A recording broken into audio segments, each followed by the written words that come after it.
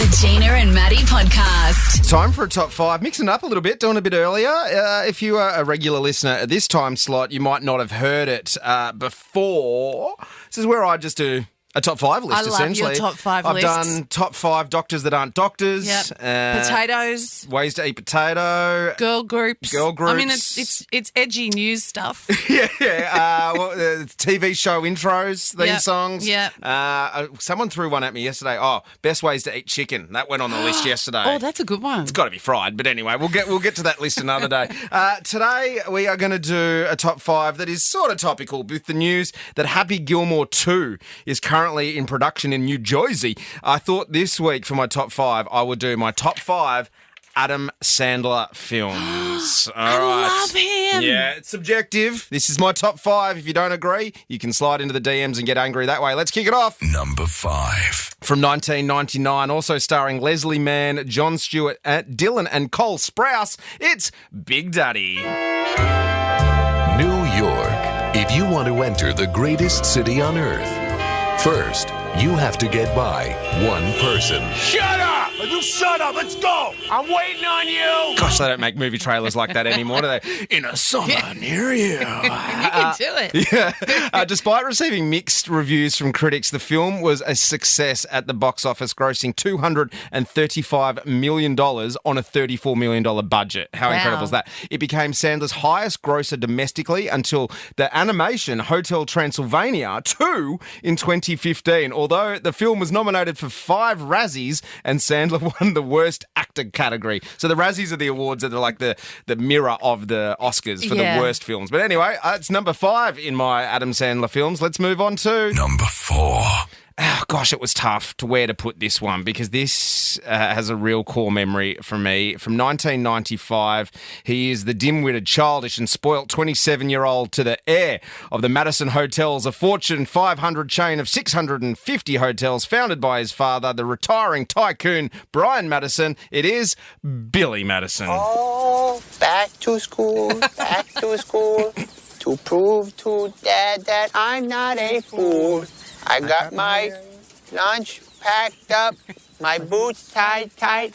I hope I don't get in a fight. Oh, back to school. And we're going back to school on Friday, broadcasting from the school. Hopefully we'll get some production made with that. Posty, get that into some production. Let's go with Number 3. This one's a little bit more obscure. It's Punch Drunk Love. It's a romantic comedy drama. Have you seen Punch Drunk Love? No. Yeah, right. Okay, so this was written and directed by Paul Thomas Anderson, and it follows Adam Sandler, who is the entrepreneur with social anxiety who falls in love with his sister's co-worker. Now, I don't know if it's because Adam Sandler is in a more serious role of this movie or it's the writing of Paul Thomas Anderson.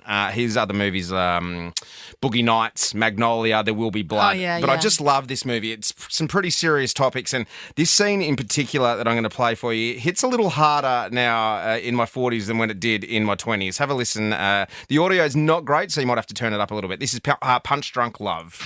I wanted to ask you something because you're a doctor, right? Yeah. I don't like myself sometimes. Can you help me? Mary, I'm a dentist. What kind of help do you think I can give you? I know. Maybe you know other doctors. Like a psychiatrist? I just don't have anybody else I can talk to about things, and I understand it's confidential with a doctor. Yeah. Okay, because I'm embarrassed about this. Right. Gary, if it's about getting a phone number for a psychiatrist, I can do that. It's not a problem. But what exactly is wrong? I don't know if there is anything wrong because I don't know how other people are.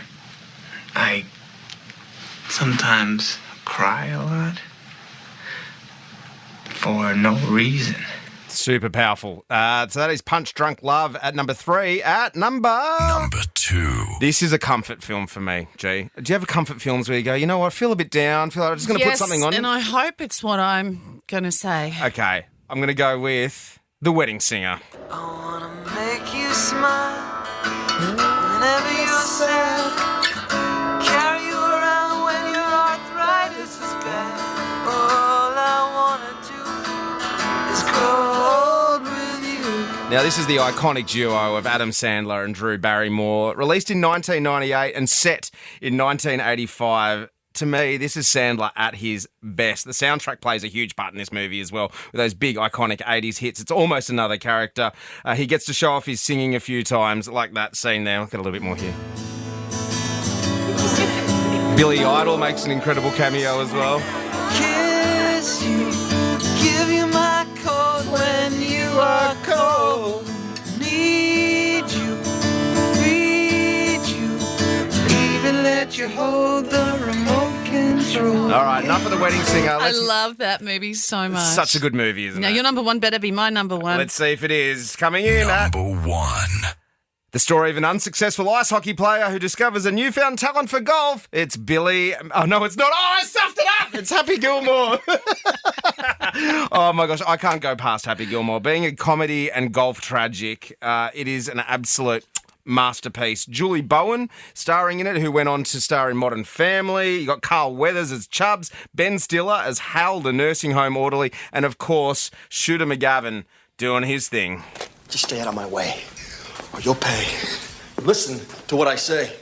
How about I just go eat some hay? I can make things out of clay and lay by the bay. I just may.